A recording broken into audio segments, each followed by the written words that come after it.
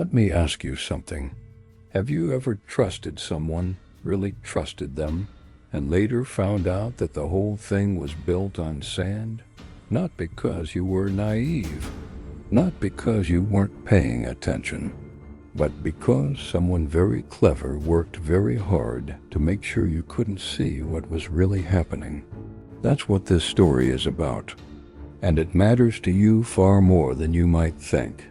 Cast your mind back to a time when you knew someone in your community, maybe a local businessman, a well-connected figure, someone who seemed to know everyone worth knowing. They had the right handshake, the right friends, the right confidence. And when they told you something was safe, you believed them. Not blindly, but reasonably, because everything around them said, this person is legitimate. That feeling, that reasonable trust, is exactly what millions of people felt about a financial firm called Greensill Capital. And it's what made what happened next so devastating. Lex Greensill grew up on a watermelon and sugarcane farm in rural Queensland, Australia. He understood debt from childhood. His family often had to wait months to be paid for their crops. That experience gave him a genuine insight. Small businesses suffer when big companies pay their invoices late. So he built a company to solve that problem. He would advance the money to suppliers immediately and then collect from the large company later, taking a small fee in between.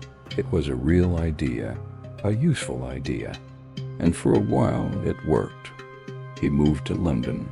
He got a fellowship at Harvard. He was given an office in Downing Street by David Cameron's government. He received a CBE. He had SoftBank, one of the world's largest investment funds, putting billions into his business.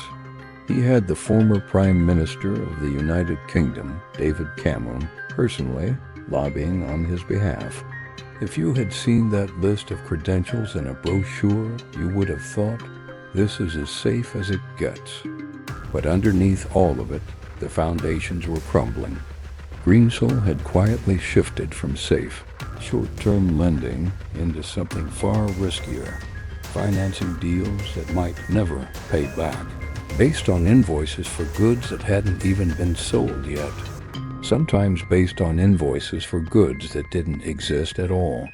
He had bundled this toxic debt into products that looked clean and sold them to funds that thought they were buying something solid. In March 2021, the whole thing collapsed. The company filed for insolvency. Billions of pounds vanished. Thousands of jobs were at risk, and David Cameron, a former Prime Minister, was exposed as having sent personal text messages to the Chancellor of the Exchequer, begging for government bailout loans for his employer. The inquiries are still ongoing.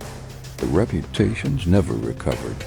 Here's what actually went wrong, and I want to use a simple image to explain it. Imagine someone builds a beautiful shop front on your high street. Gleaming windows, a famous name above the door, respectable people coming and going. But if you went round the back, you'd find the walls were cardboard. The prestige was real. The contents were not. Greensill's fatal mistake, and the mistake of everyone who trusted him, was confusing the appearance of legitimacy with actual safety. The credentials were genuine. The risk assessment was not. And the more powerful the names attached to something, the less anyone felt they needed to look closely. Now, and this is the part I really want you to hear, this is not a story about bankers and politicians.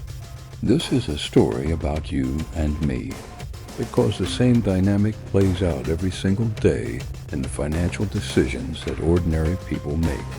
A savings product with an impressive name, an investment introduced by someone you respect, a pension fund that sounds rock solid because it always has. None of those things are automatically safe just because they feel safe. And the older we get, the more we have to lose, and the more aggressively some people will work to appear trustworthy. The question is never, does this look legitimate? The question is always, do I actually understand where my money is and what it's doing? So what can you do? Just 4 simple things. First, if you don't understand it, don't put your money in it. That's not a failure of sophistication. That's wisdom. Second, never let a famous name be your only reassurance. Greensill had some of the most famous names in British public life. It didn't protect anyone. Third, spread your money across different places.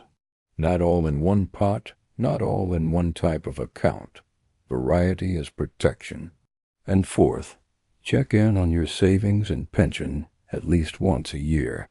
Not obsessively, just a calm, clear look. You deserve to know where your money actually is. Here's what I want to leave you with. Greensill didn't collapse because its customers were foolish.